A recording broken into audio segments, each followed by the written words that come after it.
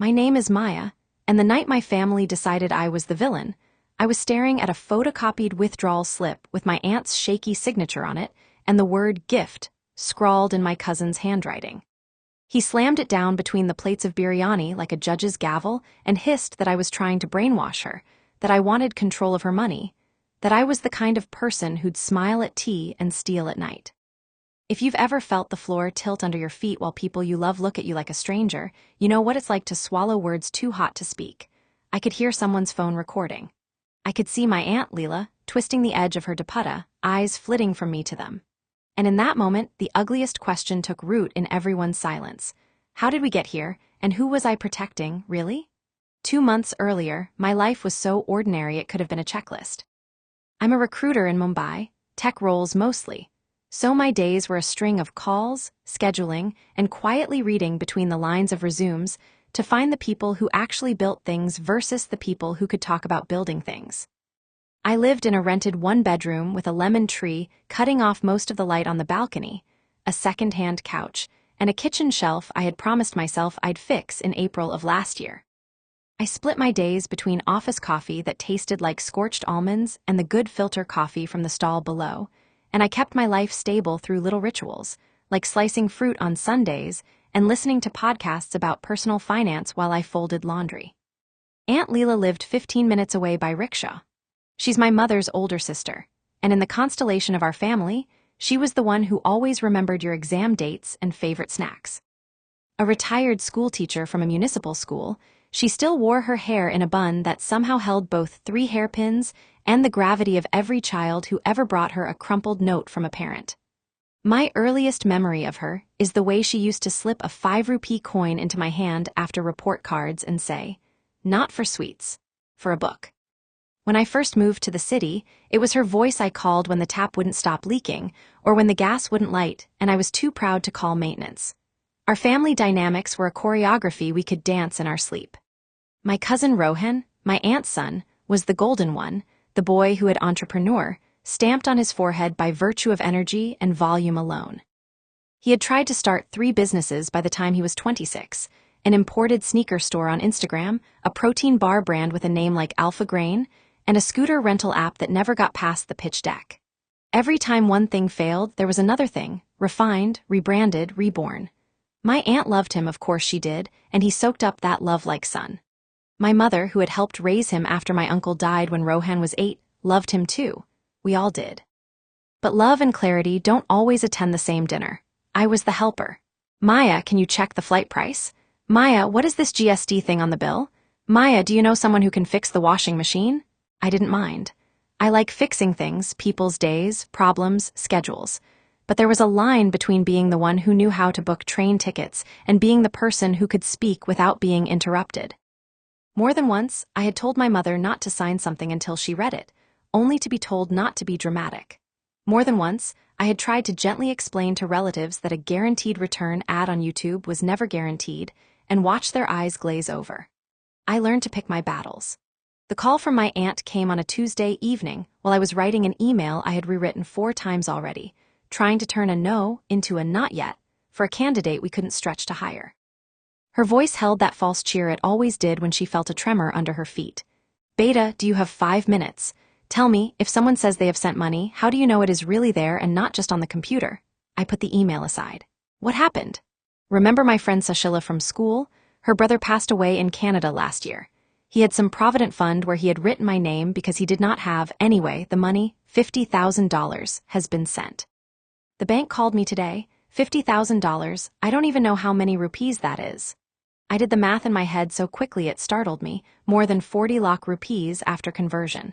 A life-changing amount for a retired teacher whose biggest splurge was sometimes saying yes to 2 mangoes instead of 1.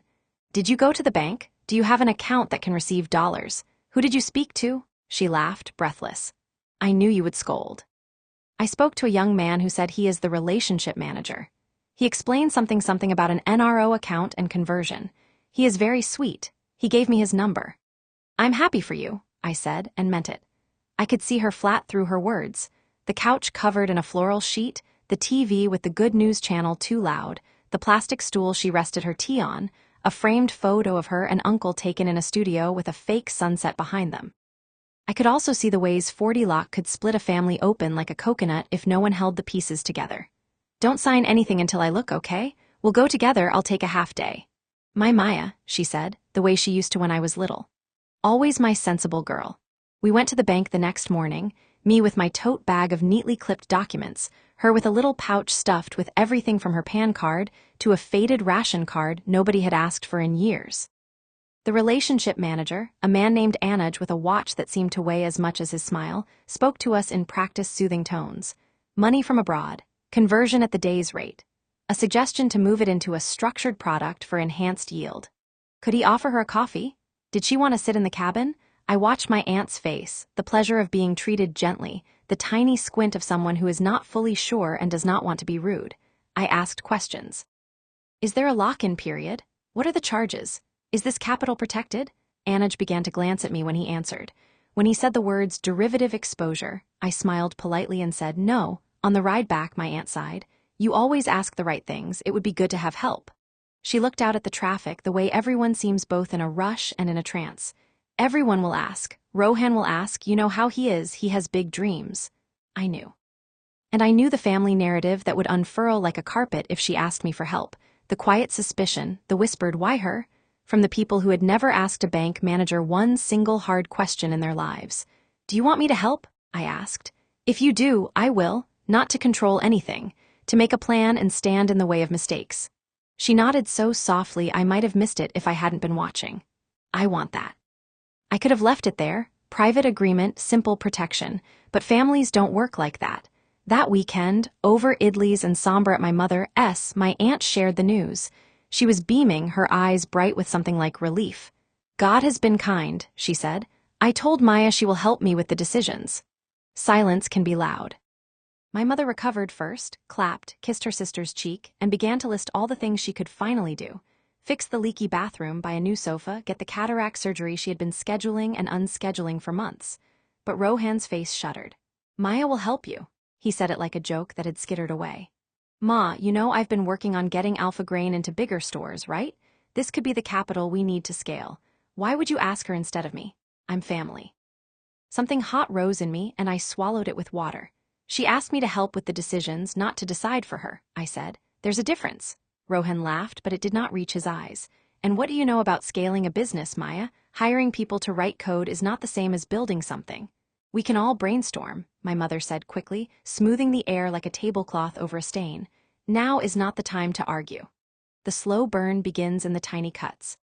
A few days later, my mother forwarded me a message from the family group sent by Rohan's mother, my aunt by marriage. It was a video about wealth vultures and relatives who take advantage of elders. I watched it, chest tight, and then watched the stream of so true and folded hands emojis. No one said my name, but they didn't need to.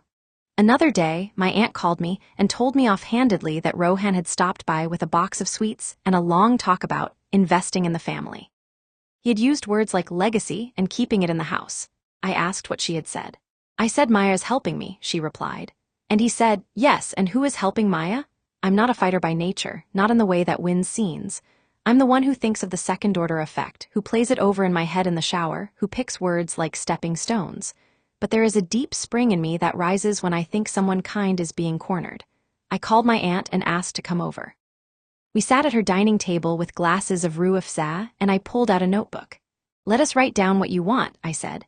Not for anyone else, for you. I asked questions. What did she want to do for herself? Her health, the cataract surgery, the file in her cupboard with prescriptions and medical reports. Home, the broken tiles in the kitchen. Heart, the 3 girls she still sponsored at the school where she had taught, the one who had cried on the phone last week about exam fees. Listed everything. We wrote amounts next to them. We made small columns, emergency fund, healthcare, home repairs, charity, a little travel, a little why not money. I asked her what scared her. Losing it, she said, having to ask for help. We put a plan together that would make it hard to be reckless. A fixed deposit laddered out over different months, a conservative mutual fund, a small amount in a liquid fund for day-to-day. Nothing exotic, easy to explain, easy to monitor. Nothing that depended on a personality. And if someone asks, you can say, Maya and I made a plan, here is the paper. And then you can change it if you want. She cried then, a little quietly, the way people do when the idea of safety puts its hand on their shoulder. "Thank you," she said. "You have always been my calm one." I thought that would be enough. It was not. The first real fight happened when Rohan showed up with a glossy investment proposal, printed in color and bound with a spiral spine.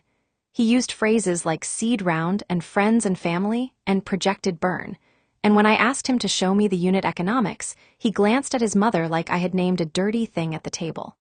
"You are making her feel small," he said. "She doesn't need a math lecture. She needs someone to believe in her son." "She needs to not be your cashier," I said, quieter than the anger deserved. "There's a difference." My mother called me late that night and told me I was creating unnecessary tension, and I lay on my bed staring at the ceiling fan, listening to its faint tick, trying not to cry. It wasn't about the money, I told myself.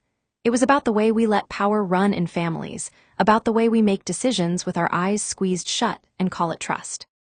But the thing that kept me awake wasn't philosophy. It was the image of my aunt, half-blinded by a cataract, walking to an ATM to gift her son lock after lock until the number in her bank app halved and halved again. There were small wins in those weeks. I took my aunt to a free legal clinic at the community center where a lawyer with kind eyes explained letters of wishes and joint authorizations. We drafted a simple document in Hindi and English that laid out how she wanted the money used, that any transfer above a certain amount required her written instruction and a co-signature from either me or her neighbor, Mrs. Mehta, a retired school principal whom my aunt trusted more than anyone, including herself. We took it to the bank and met a woman named Asha, who looked like she had eaten 5 pushy salesmen for breakfast before coming to work. She read the document, asked my aunt to confirm it was her wish, and then set up alerts on the account that would send an SMS to my aunt, me, and Mrs. Mehta for any transaction over $25,000. She made a note on the account to require in-branch verification for large transfers. "We cannot stop you from giving your son anything," she told my aunt, eyes sharp but not unkind.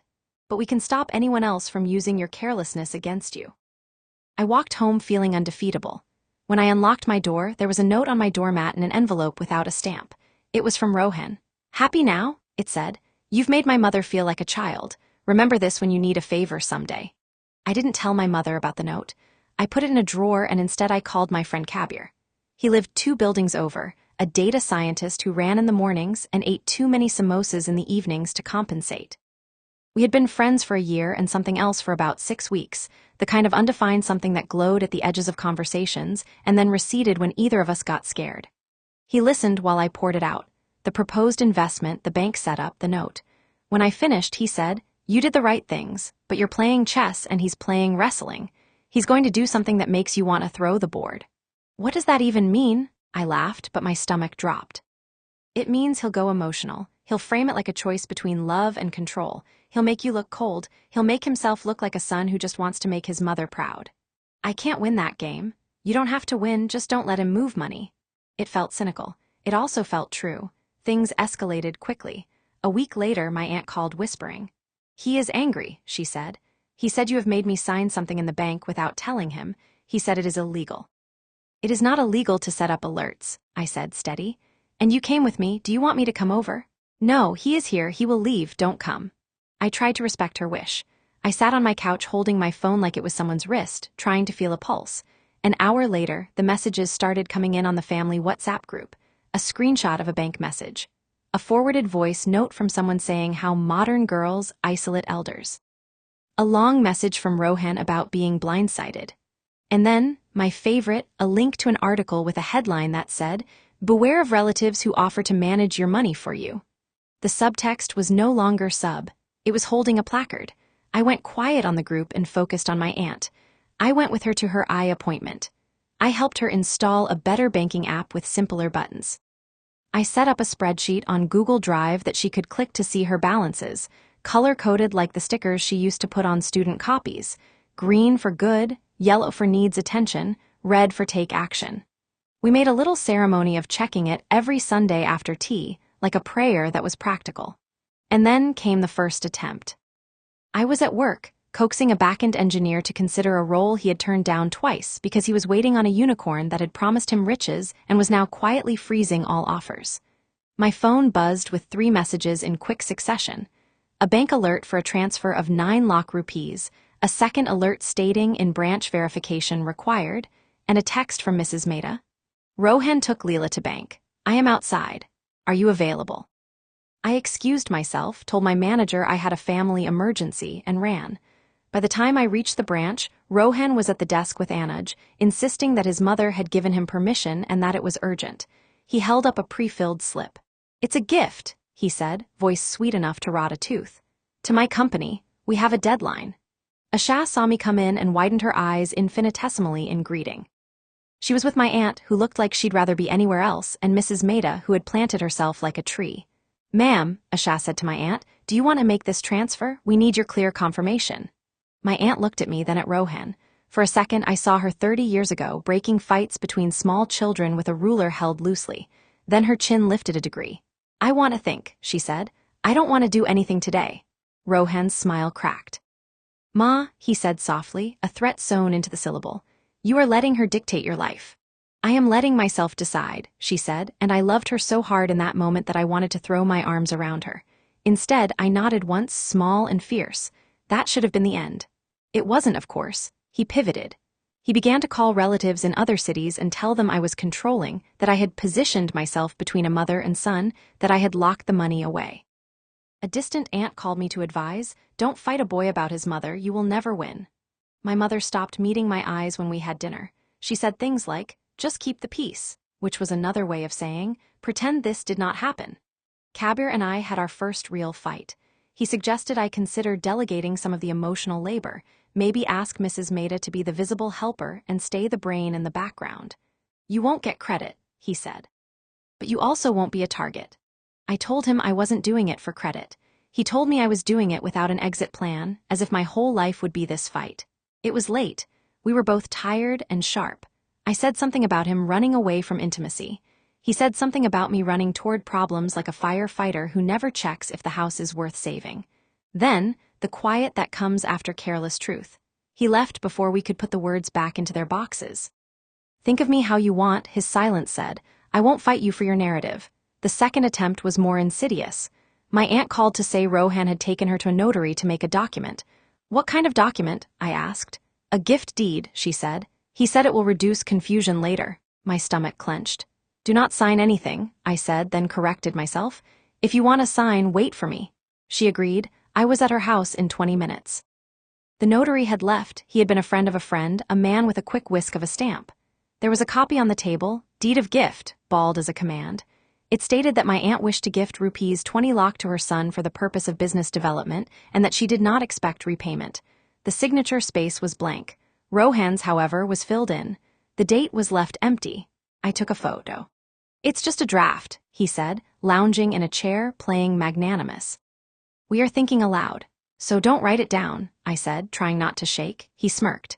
You think you can keep money away from blood? You think a piece of paper and your sour face will stop anything? I thought then of all the women I knew who had been administratively erased. Signatures guided by someone else's hand, thumbprints taken without full consent, verbal agreements turned into legal traps. I thought of my aunt's letter of wishes. I thought about anger, how it is a tool if you hold it right and a bomb if you throw it. I held it. I reached out to a legal aid lawyer I had met at the clinic, Tariq, a man with a habit of tapping his pen in threes when he was thinking. I sent him the photo and explained the situation. He called me back quickly. You need to remove spontaneity from the process, he said. Make every large transfer require a step that slows it down. And get her to record her intent on video, a simple statement in her own words. If this goes to mud, you want her voice somewhere clean. I asked my aunt the next morning if she would mind recording a short video. She looked nervous and then almost relieved. So I don't have to fight with words later, she said. We sat in her living room with the curtains open and light catching the dust in the air. She spoke, her name, the amount she had received, the plan as she understood it, the fact that she had decided she would not give any large gifts to anyone for at least a year. She added at the end, if I change my mind, I will tell the bank in person. I will not be forced. She smiled shyly at the camera. I am saying this because I forget sometimes what I decided when someone scolds me. I wanted to laugh and cry at the same time. I uploaded the video to a cloud folder and sent it to Mrs. Mehta and Tariq. I printed a transcription and wouldn't you know it, I gave a copy to a sha at the bank who put it in the file with a raised eyebrow that said, "You're thorough. Good." Here is where I tell you about the part of me that is not kind. It is strategic. It is cold when it needs to be. I do not like to show it, but it has saved me when kindness was just a polite way to get robbed. I set a trap. We arranged with the bank that any transfer request for my aunt above 10 lakh would trigger a call to her on speaker in front of a bank officer, with a recording. We also arranged that if she came with anyone else to request a cashier's check, a sha would ask her to step aside and confirm on a written form, in her own handwriting, why she wanted to make the transfer and to whom. These are procedural things. They are dry. But dry things can be a moat around a castle. And because I knew Rohan needed a win, I suggested something that looked generous and was actually a test. That my aunt give him 1 lakh rupees, an amount that would not cripple her if lost, if he could present an invoice for a legitimate business expense and a receipt matching it within 2 weeks. "This is not a gift," she said in the video we recorded. "This is a trial. If he shows me proof, I will consider more. If he does not, I will not." He took the lock and within 10 days sent a receipt that turned out to be a photoshopped PDF from a print and stationery shop that I had used myself once. I knew because they spelled stationery like stationery, same as the shop's old banner. I printed both, his receipt and the actual shop's invoice template pulled from their Google listing. I put them in a file. I was building a case for my aunt's future self, the one who would doubt her memory and forgive her son more than she should. I was building spine into paper. In those weeks, I slept badly. My work suffered. My manager took me aside and asked if I needed time off, and I said no because I was afraid the space would crush me with quiet. I stopped running in the mornings and started drinking more coffee. Kabir and I didn't talk. I caught a cold that turned into a cough that wouldn't leave. I saw my mother less because each conversation became a referendum on whether I had become hard. Once my mother said, very carefully, "In our family, we don't take people to court. We let things be." I asked her, "And what does letting be look like for Mossy? Does it look like peace, or does it look like being squeezed until the only thing left is the smile that says, 'I have forgiven you again'?" She looked at me like I had said something unforgivable. I wanted to apologize, and I couldn't. The day of the confrontation began quietly. My aunt called in the morning to say she was feeling tired. I told her to rest and took her a thermos of lemon tea around lunch. She was on the sofa, the TV murmuring, a blanket over her legs, her hair undone in a way I had never seen. We talked about nothing, neighbors, the price of tomatoes, a stray cat that had learned to climb her balcony grill. I left at 3 to get to a candidate debrief call. At 4, my phone buzzed. "Dinner at Ma's, everyone coming, 7 p.m. It was from Rohan. When I arrived, the dining table was set like a stage. My mother had made biryani. The smell hung heavy and rich. People were already there. Rohan, his mother, 2 cousins who appear only for births and feasts, and, to my surprise, the neighbor with the loud scooter whose name I never remember. My aunt was on the end, her hand on the table like it needed anchoring. There was a tension in the air like iron filings. Rohan began without ceremony. "We need to talk about the way you have been manipulating my mother," he said. "This is an intervention." I laughed because sometimes laughter is the only way to wrap your hands around fear. "An intervention," I repeated. "Because I asked a bank to text her when money leaves her account." He pulled out the photocopied withdrawal slip. "Because you have been advising her to lock up her funds. Because you have tried to make me look like a criminal. Because you are positioning yourself as her guardian." "I am her niece," I said.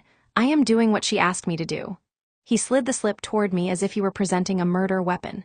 "This is a withdrawal slip for 9 lakhs that she signed last week. She came to her senses and decided to help me, and you," he looked around theatrically, "you called someone at the bank to stop it. You had the bank refuse her." "You were with her," I said quietly. "And the note says gift, not investment. Gift." "My mother does not need you to define words," he snapped. "Okay," I said. "Let's define a different one, consent. Does she consent, freely, without pressure?" "This is insulting," his mother said. "He is her son." I turned to my aunt. "Mossy, did you want to do this?" Her eyes were glassy.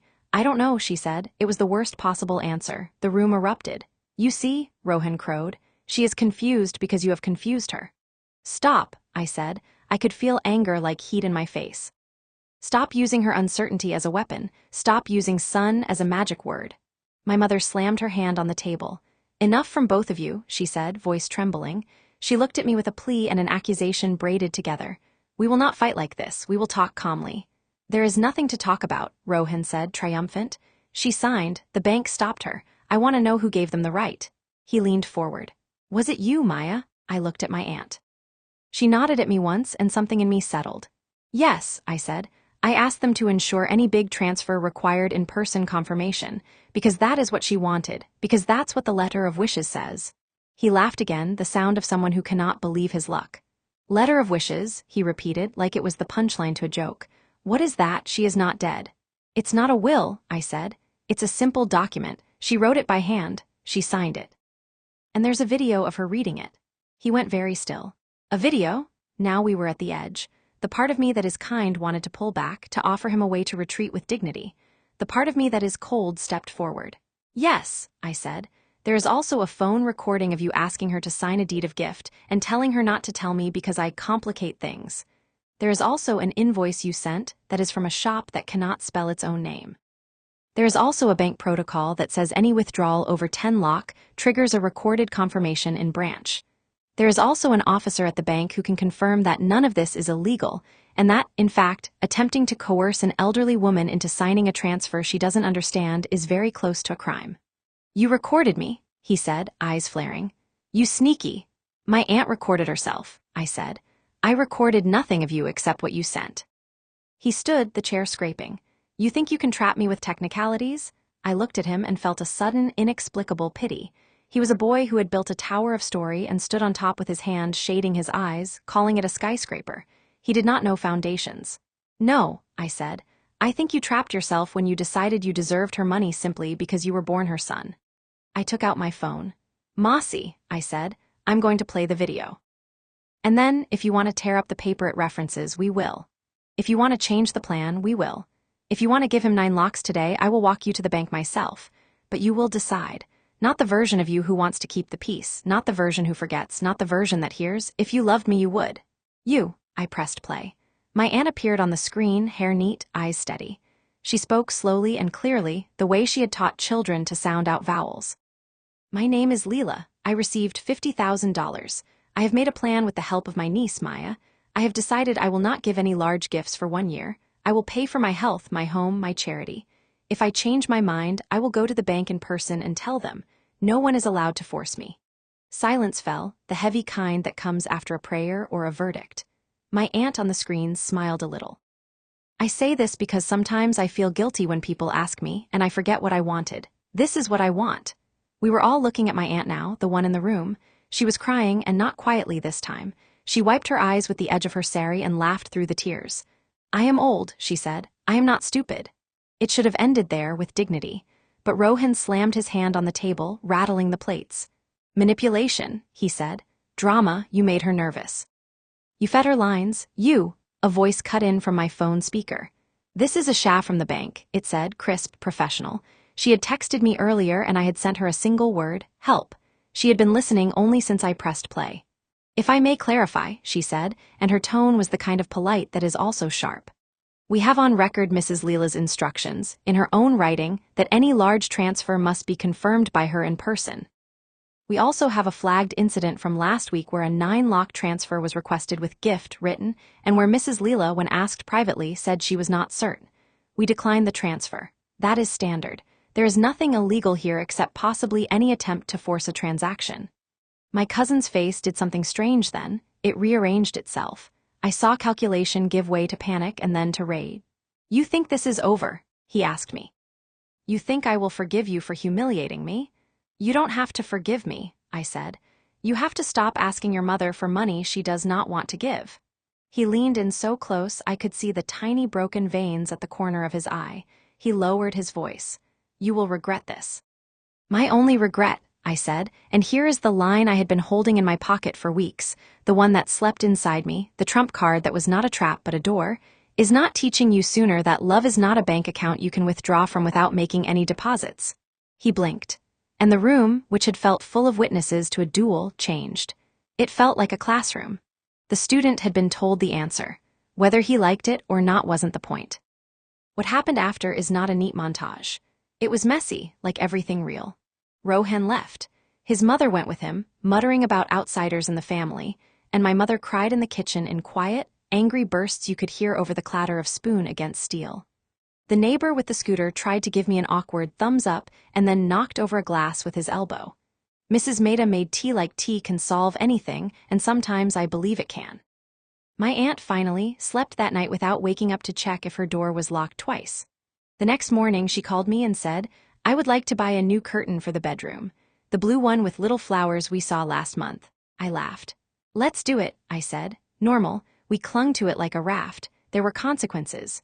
Rohan did not speak to me for months, which would have been more peaceful if he had also stopped speaking to everyone else about me. He told a version of the story in which I had cut him off. I did not correct him because the people who wanted to believe it would. My mother took time to come back to me fully, and I had to accept that love can hold two truths. She can wish I had handled it differently and also be glad her sister's savings were safe. She came with us to the cataract surgery and held my aunt's hand before they wheeled her in. After, while we waited, she rested her head on my shoulder and said, "You are strong in a way I am not. I hate it and I am grateful." I interviewed candidates and drank better coffee and fixed the shelf in my kitchen with Kabir's old drill because he wasn't around to do it and I was done waiting for a person to be the tool I didn't learn to use. He texted me once, a week after the confrontation. "You were right." I typed, "About what?" And then deleted it because sometimes the point is not the answer, but the fact that someone thought to send it. We met eventually, on a Sunday morning in the park, the light too white to be comfortable. He apologized for being afraid of my intensity. I apologized for using him like a sounding board and then snapping at him when he didn't say the thing I wanted. We decided to try again, or maybe just to be kinder, which is its own kind of trying. The bank put in place a stronger version of the measures we had requested. Ashad taught me more than any financial influencer ever could in 3 phone calls and a cup of canteen chai, that systems can be leaned on if you know where they are.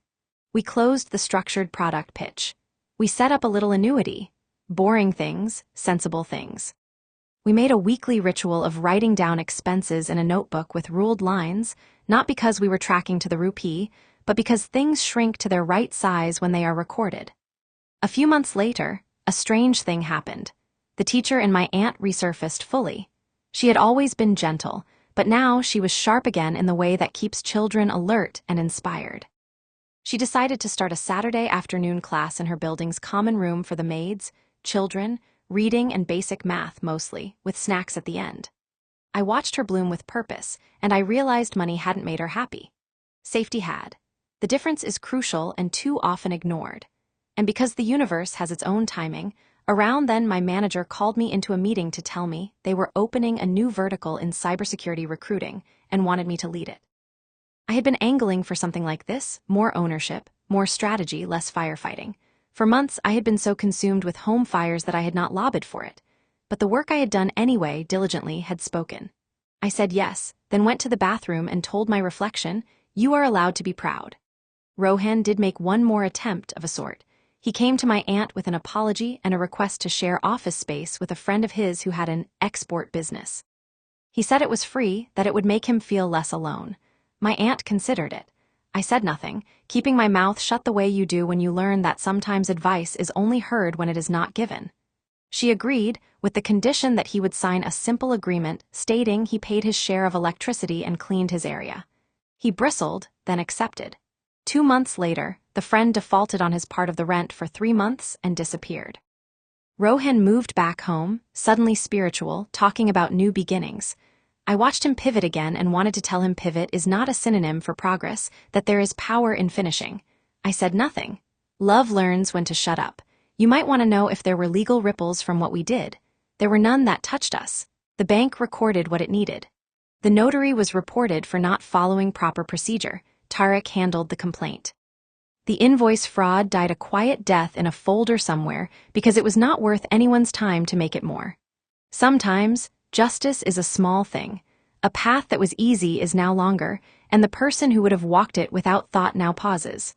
I will take those small victories. I will take them like plants take sun when there is shade most of the day.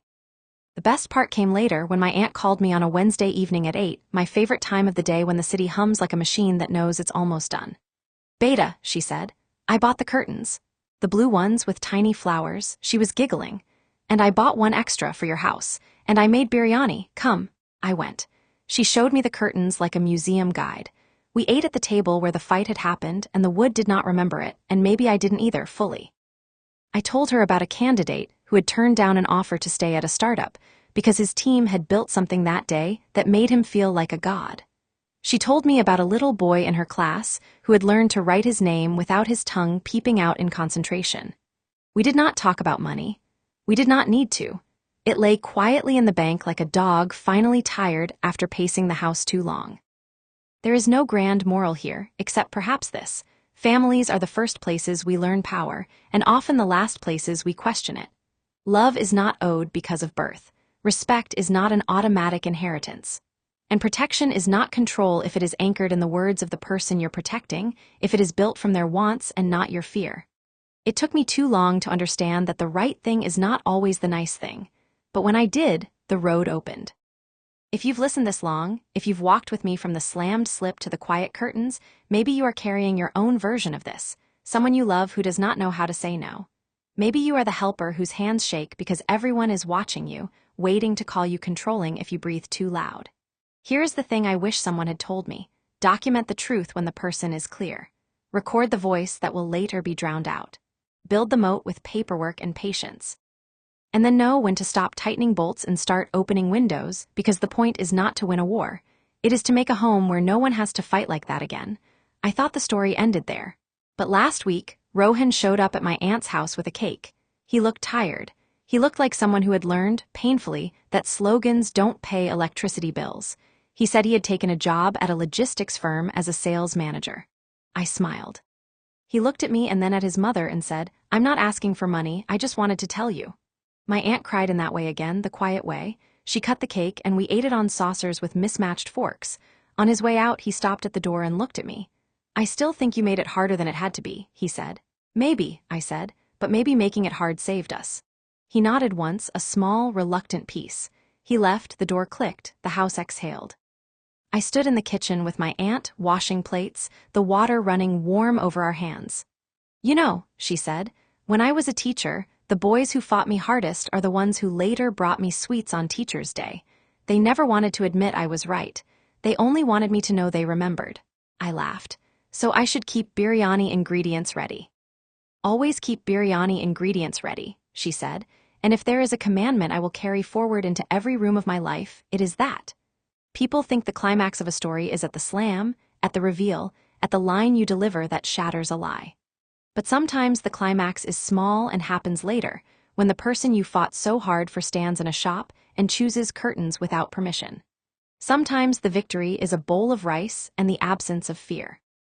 Sometimes it is a neighbor's child holding up a notebook with a page of messy letters and a grin, and the knowledge that the world did not take something critical from someone who had already given so much. If you are asking why I stepped in, after all the accusations and the silent treatment and the family group messages with their sideways insults, I did it because the call came to me. Because my aunt asked. Because I have spent a decade finding talent in strangers and convincing them to trust me with their choices, and it would have been obscene to turn away from someone whose whole life taught me how to be patient with imperfect people. Because love, when it is honest, wants to protect without smothering, to empower without parading, to leave money where it belongs. As a tool, not a scoreboard. There was a last thing I did, and I am telling you because maybe you'll do it too. I started a little Saturday morning workshop in the community center downstairs with Asha and Tariq and Mrs. Maida. We call it, poorly, Money Mornings. We bring chai and biscuits. Seniors come, a few at first, then more. We talk about scams and simple investments and how to say, "I will think about it," without feeling rude. We practice saying no out loud together, like a choir warming up. Sometimes they stay after and teach us things: how to make pickles, how to stretch dough without tearing it, how to forgive someone who does not know how to apologize. Sometimes they just sit, drinking tea like it is medicine, and then leave a little straighter. On the way home after one of those sessions, Kabir took my hand. We were not in a hurry. We were not pretending to be. He said, "There is something about watching people choose themselves that makes me want to choose better too." I squeezed his hand and said nothing because I have finally learned that sometimes the words can wait and the walking cannot. If I could go back to that night at the table, to the photocopy and the whispered accusations and the recording someone thought would catch me in a snare, I would tell that version of me that it would be okay. Not that it would be neat, but that it would be worth it. That there would be blue curtains and Teacher's Day sweets and biryani, and a boy learning to write his name who would look at my aunt like she was a miracle. That the people who accused me of wanting to take advantage would one day see me as boring, and that boring is another word for safe, in a house where money once wandered like a ghost. I would tell her to breathe, to hold the anger and use it like a tool, to press play on the video when the accusations got loud. I would tell her that the trump card isn't a recording or a clause or a bank protocol, though those help. The trump card is the person you love saying clearly what they want and you helping them remember when the storm starts. The trump card is the truth written down before anyone can rewrite it for convenience. And if the girl at the table, with her face hot and her throat tight, asked me who I was to be so sure, I would tell her the only thing I know for certain. I am Maya, and I did not save my aunt. I helped her save herself. Keep it in super easy to understand English with less difficult words of Inglig. Keep it in super easy to understand English with less difficult words of Inglig. My name is Maya, and the night my family turned on me, my cousin threw a photocopy of a bank slip on the table and called me a thief. Plates of biryani shook.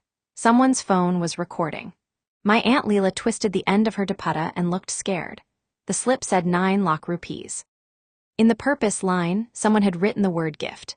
My cousin shouted that I was brainwashing her, that I wanted control, that I smiled at tea and stole at night.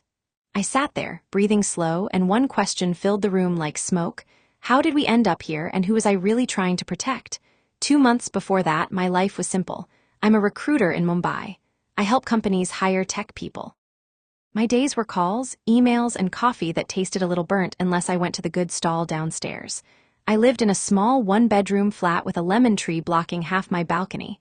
I kept things steady with small habits. On Sundays, I cut fruit. I listened to money podcasts while folding clothes. Nothing dramatic, just normal. My Aunt Leela lived 15 minutes away by rickshaw. She is my mother's older sister, a retired schoolteacher. She pins her hair in a tight bun and remembers everyone's favorite snacks. When I was little, after report card day, she would slip a 5 rupee coin into my hand and say, "Not for sweets, for a book." When I moved to the city, she was the person I called when my tap leaked at midnight and I didn't know what to do.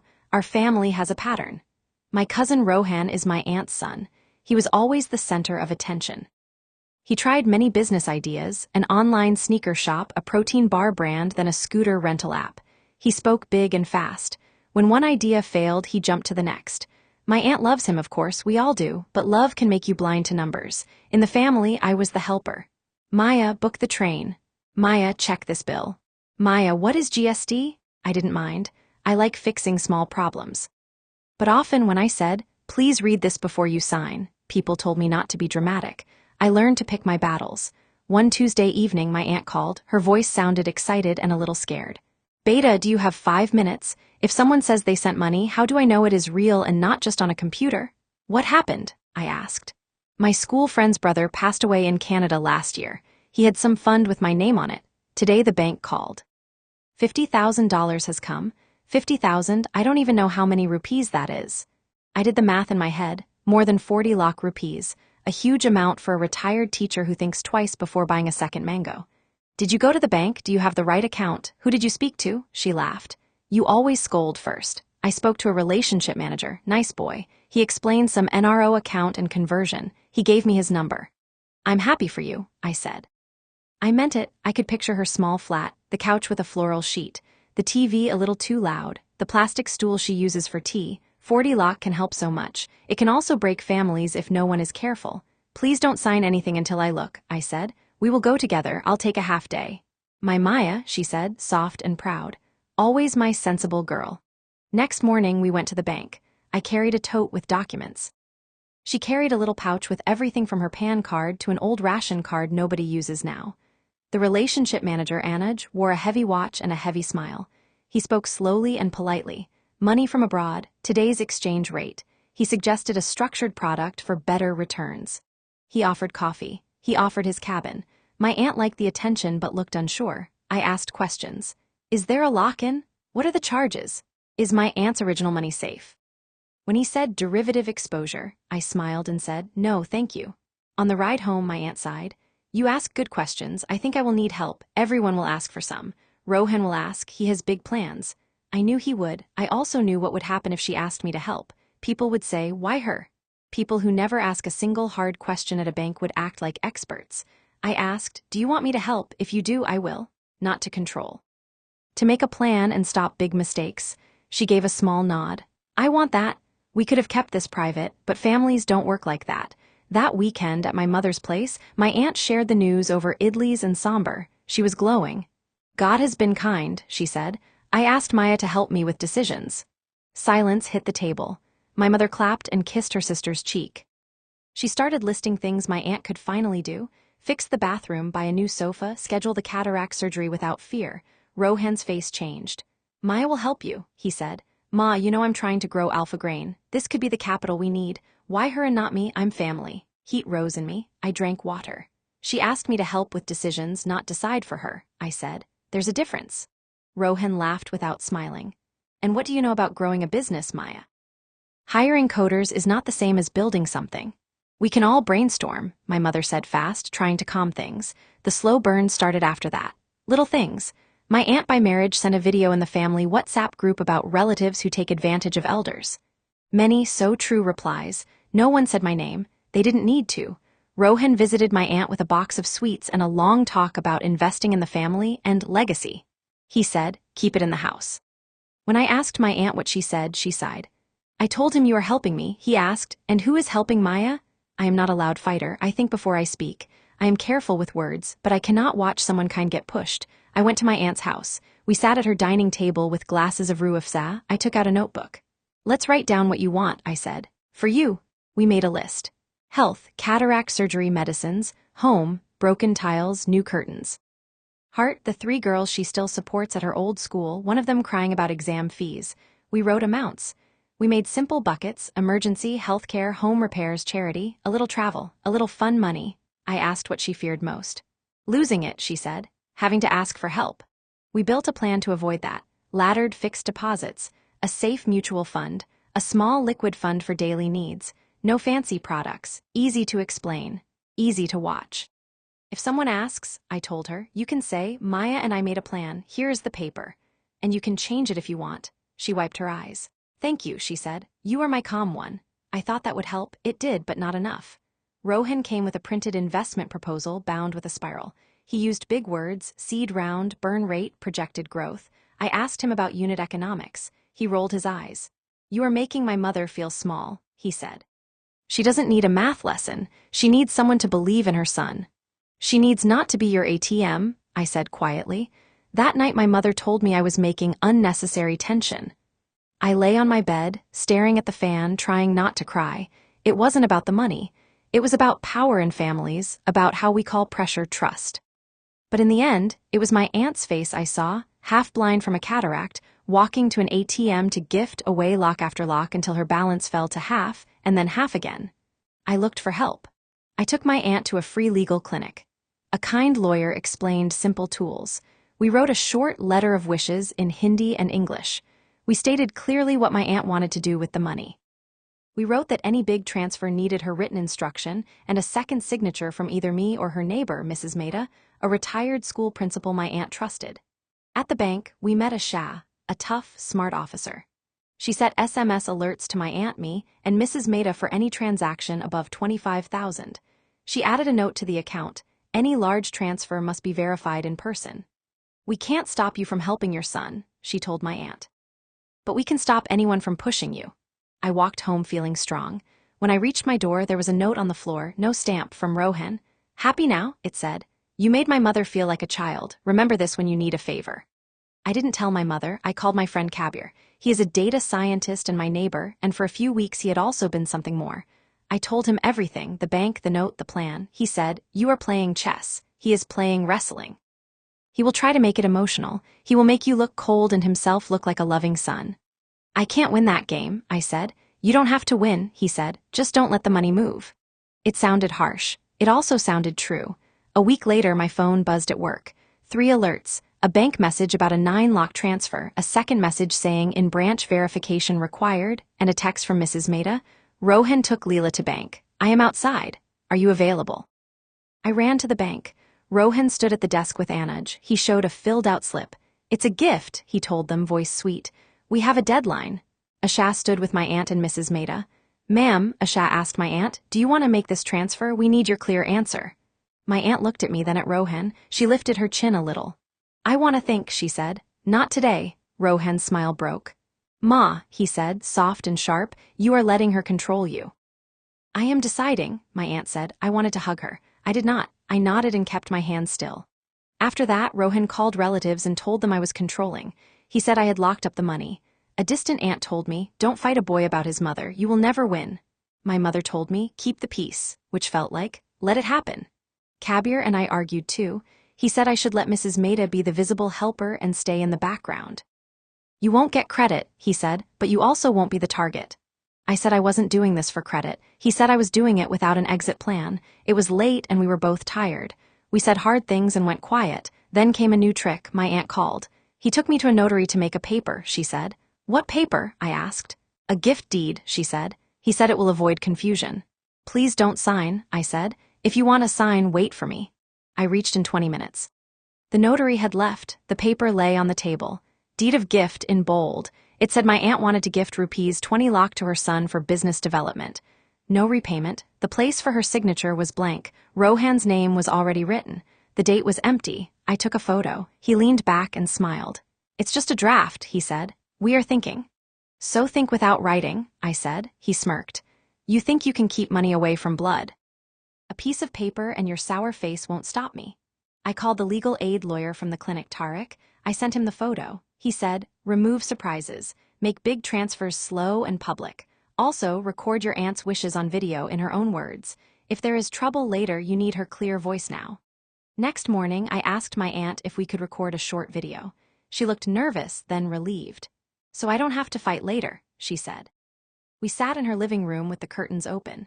She spoke to my phone camera. She said her name, the money she received, the simple plan we made, and this line, for 1 year, I will not give big gifts to anyone. If I change my mind, I will tell the bank in person. No one can force me. At the end, she said, sometimes I forget when people scold me. This is what I want. I saved the video in the cloud. I printed a written copy. I gave both to Asha at the bank. She raised an eyebrow like, good job. We also set a bank rule. Any transfer above 10 lakh would trigger a recorded phone confirmation in branch on speaker with an officer present. If my aunt came with anyone to ask for a big cashier's check, Asha would take her aside and ask her to write in her own handwriting why and to whom, dry rules, strong walls. Then I suggested a small test. My aunt would give Rohan 1 lakh, not a gift, but a trial. If he showed a real invoice and a matching receipt in 2 weeks, she would consider more. If not, she would stop. We recorded that rule too. He sent a receipt in 10 days. It was a fake, edited PDF. I knew it because it came from a print-on stationery shop that spelled stationery as stationery, same as their old banner. I printed his fake receipt and the real shop's template I found online. I put both in a file. I was building proof for my aunt's future self for the day she might doubt her memory. Those weeks were hard. I slept badly. My work suffered. My manager asked if I needed time off. I said no. I stopped morning runs and drank too much coffee. I saw my mother less. When we did talk, she said, in our family, we don't take people to court. We let things be. I asked, let what be? Peace for you or pressure for Mossy? She looked at me like I had crossed a line. I wanted to say sorry. I couldn't. The big fight, the one from the start, began on a quiet day. My aunt was tired, so I took her lemon tea at lunch. We talked about tomatoes and a stray cat on her balcony. I left at 3 for a call. At 4, a message came, dinner at Ma's, everyone coming, 7 p.m. It was from Rohan. The table was set like a stage. Biryani scent filled the room. Rohan, his mother, 2 cousins, a noisy neighbor I barely knew. My aunt sat at the end looking small and brave. Rohan started. We need to talk about how you are manipulating my mother, he said. This is an intervention. I laughed once. An intervention because the bank sends her a text when money moves. He pushed the photocopy toward me. Because you made the bank block her transfer. Because you act like her guardian. I am her niece, I said. I am doing what she asked. He tapped the paper. She signed a withdrawal for 9 lakhs last week. She wanted to help me. You called someone to stop it. You were with her, I said, and you wrote gift, not investment. Gift. My mother doesn't need your lessons on words, he snapped. I turned to my aunt. Mossy, did you want to do this? She looked lost. I don't know, she said. The room exploded. Rohan shouted, see, she's confused because you confuse her. Voices rose. My mother banged the table. Enough, she said, shaking. She looked at me with anger and worry mixed together. We will talk calmly. There is nothing to talk about, Rohan said. She signed. The bank refused. Who told them to do that? He leaned toward me. Was it you? I looked at my aunt. She gave me a tiny nod. Yes, I said. I asked them to confirm big transfers in person, because that is what she wanted. It's written in her letter of wishes. He laughed like it was a bad joke. Letter of wishes, she's not dead. It's not a will, I said. It's just her words, clear and simple, in writing. There is a video of her saying it. He went still. A video? I had been holding my trump card for weeks. The kind part of me wanted to be gentle. The strong part stepped up. Yes, I said. Also, I have the invoice you sent that is fake. Also, the bank records show a declined transfer because she wasn't sure. Also, trying to push an elder to sign something she doesn't understand can be a crime. You recorded me, he said, eyes bright with anger. My aunt recorded herself, I said. I recorded nothing of you except what you sent. He stood, the chair scraped. You think you can trap me with rules? I looked at him and felt a strange pity. No, I said. I think you trapped yourself when you decided you deserved her money because you are her son. I took out my phone. Mossy, I said softly, I'm going to play the video. After that, you decide. If you want to tear the plan, we will. If you want to give him 9 locks, I will walk you to the bank myself. But you will decide, not your guilt, not pressure, not fear. I pressed play. On the screen, my aunt sat in her living room. She spoke slowly, clearly. She said her name. She said the amount she got. She said we made a plan. She said, for 1 year, I will not give big gifts to anyone. If I change my mind, I will go to the bank and tell them in person. No one can force me. I am saying this because sometimes I feel guilty and forget. This is what I want. Silence filled the room. We all looked at my aunt in the chair. She started crying and laughing at once. I am old, she said. I am not stupid. It could have ended there, but Rohan slammed the table. Manipulation, he said. Drama, you fed her lines. A voice came from my phone speaker. This is a shaft from the bank. Her tone was calm and firm. She had texted me earlier. I had sent one word, help. Now she spoke like a wall. We have Mrs. Leela's instructions in her handwriting. Any large transfer must be confirmed by her in person. Last week, a 9-lock transfer was requested with gift written. We asked her privately. She said she was not sure. We declined. That is our rule. There is nothing illegal here except if anyone tried to force her. Rohan's face changed fast, first calculation, then panic, then anger. You think this is over, he said to me. You humiliated me. You will regret it. I don't need you to forgive me, I said. I need you to stop asking your mother for money she does not want to give, and I need to say one thing clearly. Love is not an ATM. You cannot keep taking if you never put anything in. He blinked. The fight went out of him for a second. He grabbed his keys and left. His mother followed him, muttering about outsiders. My mother cried in the kitchen, angry and sad at once. The neighbor tried to smile at me and knocked over a glass. Mrs. Maida made tea. Sometimes tea helps. That night, my aunt slept well, no checking the door twice. Next morning, she called me. Beta, I want to buy new curtains, she said. The blue ones with small flowers. I laughed. Let's go, I said. We clung to normal life like a raft. There were aftershocks. Rohan did not speak to me for months. He told people I had cut him off. I did not correct him. My mother took time. She wanted peace. She was also secretly grateful her sister's money was safe. We took my aunt for cataract surgery. While waiting, my mother put her head on my shoulder. You are strong in a way I am not, she said. I hate it and I am grateful. Both can be true. Kabir texted me a week after the fight. You were right, he wrote. I typed, about what? And then deleted it. We met on a Sunday morning. He said sorry for running from my intensity. I said sorry for snapping when he didn't say what I wanted. We decided to be kinder. Maybe that is love. Maybe it is practice. At work, things improved. My manager offered me a new role, leading a security recruiting vertical.